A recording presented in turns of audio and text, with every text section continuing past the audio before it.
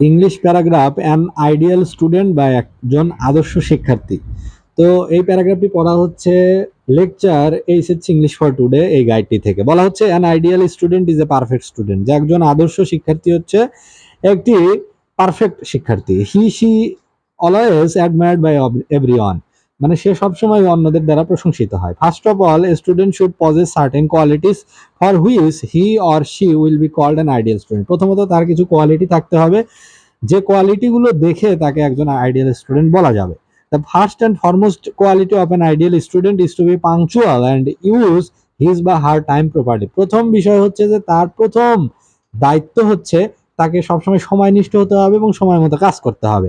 That is to say when it is time to play he should play and when it is time to study he should study living anything else. অর্থাৎ যেমন তার যখন খেলার time সে হয়তো শুধু খেলবে, যার যখন পড়ার টাইম সে তখন সবকিছু বাদ দিচ্ছে শুধু পড়বে। এইভাবে তাকে পাংচুয়াল হতে হবে, অর্থাৎ অ্যাট এ টাইম একটা কাজ করতে হবে। যখন যে কাজ করবে সেটা ফুল অ্যাটেনশন, ফুল সিনসিয়ারিটির সাথে সেই কাজটা করতে হবে। He should be modest and gentle, তাকে বিনয়ী হতে হবে, ভদ্র হতে হবে। He should obey his parents and superiors, বয়োজ্যেষ্ঠদের এবং পিতামাতাকে সম্মান করতে হবে। He should also be affectionate to the youngers, ছোটদের প্রতি স্নেহশীল হতে হবে। He should be energetic to study without any interruption, অর্থাৎ কোনো প্রকার ঝামেলা বা ঝক্কি ঝামেলা ছাড়া তাকে অবশ্যই পড়াশোনাটা রীতিমতো করতে হবে। He should take exercise to keep his body fit to study regularly, নিয়মিত লেখাপড়ার জন্য প্রথমে সুস্থ থাকতে হবে এবং সুস্থ থাকার জন্য এক্সারসাইজ ইজ এ মাস্ট।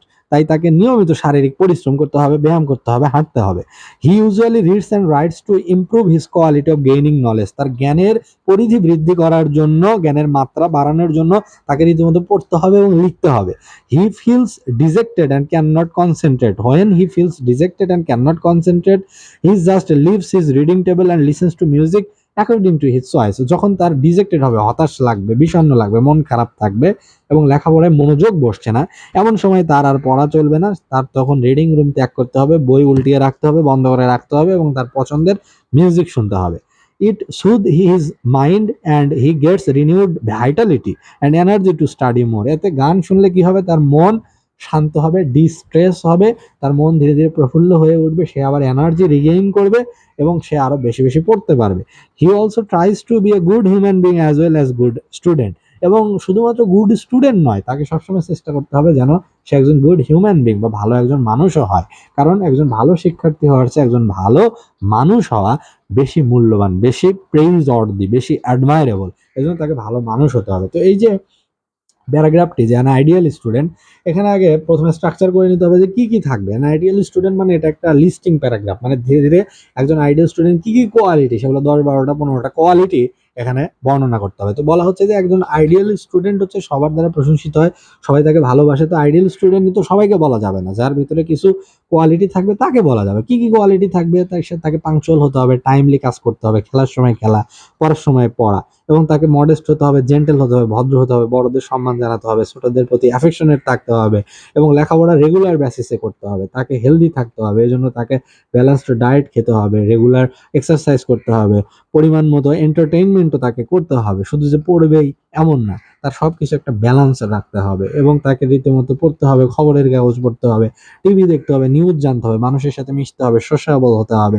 যাবতীয় গুড কোয়ালিটি তার ভিতরে থাকতে হবে এবং তার যখন মন খারাপ থাকবে সে যেন গান শোনে, মিউজিক শোনে, যাতে তার মনটা শান্ত হয়, সুদ হয়, সুদিং একটা মিউজিক বা রিদম তাকে শুনতে হবে যাতে তার ভালো লাগে। এবং ভালো না লাগলে, মন খারাপ লাগলে মাঝে মাঝে কোথাও না কোথাও বেড়াতে যেতে হবে, হাঁটতে হবে, নদীর পাড়ে যেতে হবে, পুকুরে সাঁতার কাটতে হবে, মাছ ধরতে হবে। এরকম নানান কাজ করার মাধ্যমে সে নিজের যে ভাইটালিটি, নিজের যে এনার্জি, সেটা আবার রিকভার করতে পারবে, ফেরত পেতে পারবে এবং এভাবেই সে তার পড়াশোনা এবং যাবতীয় সামাজিক কর্মকাণ্ড সবকিছু একসাথে চালিয়ে যেতে পারবে। এবং সবচেয়ে যে বিষয়টা সেটা হচ্ছে যে তাকে মনে রাখতে হবে যে একজন গুড স্টুডেন্ট হওয়ার চেয়ে একজন গুড হিউম্যান বিং হওয়া খুব বেশি জরুরি। এই জন্য গুড স্টুডেন্ট হওয়ার পাশাপাশি he has to maintain a good habit so that he can be good human being. He has to nurture, he has to practice some qualities that will lead him to be a good human being. এটাও তাকে দেখতে হবে।